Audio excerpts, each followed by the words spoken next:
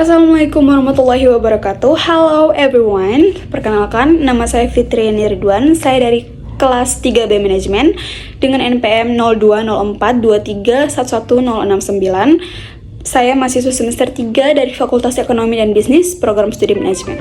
Baik teman-teman, pada kesempatan kali ini saya akan membuat tugas video pada mata kuliah Manajemen Pemasaran. Untuk itu, langsung saja check it out.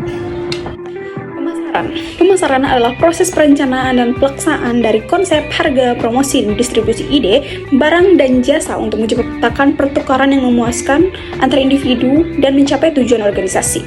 Pemasaran bukan tentang hanya menjual produk, tetapi juga tentang memahami kebutuhan pelanggan dan menciptakan nilai yang relevan sehingga terjadi hubungan jangka panjang antara pelanggan dan perusahaan. Yang kedua adalah perbedaan lingkungan pemasaran makro dan mikro.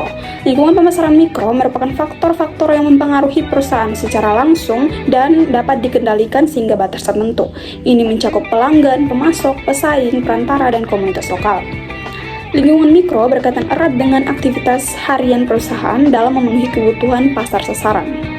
Berikutnya ada lingkungan pemasaran makro, merupakan faktor-faktor yang berada di luar kendali perusahaan namun berpengaruh signifikan pada strategi pemasaran. Lingkungan makro mencakup faktor demografi, ekonomi, teknologi, politik, budaya, dan sosial. Faktor-faktor ini bersifat lebih luas dan mempengaruhi industri secara keseluruhan, bukan hanya untuk satu perusahaan saja.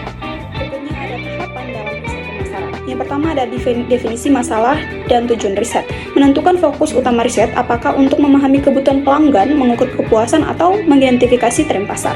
Yang kedua, pengembangan rencana riset. Merencanakan metode riset, memilih populasi atau sampel yang sesuai, serta menentukan teknik pengumpulan data seperti survei, wawancara, atau observasi. Yang berikutnya ada pengumpulan data. Melakukan pengumpulan data yang sesuai dengan metode yang telah direncanakan. Dan berikutnya ada analisis data. Mengelola analisis data untuk mendapatkan wawasan yang mendalam tentang pasar. Yang berikutnya ada laporan dan rekomendasi. Menyusun laporan yang berisi temuan dan riset yang direkomendasi strategi pemasaran yang sesuai. Berikutnya menentukan pelanggan yang tepat untuk mendifusi produk. Pelanggan yang tepat untuk diperkenalkan produk baru biasanya adalah mereka yang memiliki kebutuhan atau minat terhadap produk tersebut, serta yang dianggap sebagai early adopters atau inovator di pasar. Kelompok ini cenderung tertarik pada hal-hal baru yang memiliki pengaruh terhadap pelanggan lain. Dengan menargetkan kelompok ini, perusahaan dapat menciptakan efek mulut ke mulut positif yang mendorong adopsi produk secara lebih luas.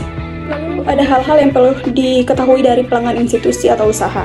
Yang pertama, kebutuhan dan masalah. Memahami kebutuhan khusus dan tantangan yang dihadapi pelanggan institusi dalam usaha bisnis mereka. Yang kedua, proses pembelian. Mengetahui bagaimana proses pembelian mereka termasuk pihak yang terlibat dalam pengambilan keputusan. Yang berikutnya adalah anggaran. Mengetahui anggaran atau alokasi dana mereka untuk produk atau layanan yang akan ditawarkan. Yang berikutnya ada preferensi dan kebijakan pengadaan. Memahami preferensi mereka terhadap produk atau jasa tertentu serta kebijakan internal yang mungkin mempengaruhi pilihan mereka. Yang berikutnya nilai tambah dan manfaat yang diinginkan. Mengetahui nilai tambah apa yang diinginkan pelanggan dari produk atau layanan, apakah efisiensi biaya, peningkatan kualitas, atau pelayanan purna jual yang baik. Dengan pemahaman dan strategi yang baik dalam setiap aspek ini, seorang tenaga pemasar dapat lebih efektif dalam menyusun pendekatan yang sesuai untuk menarik pelanggan dan menciptakan nilai bagi perusahaan.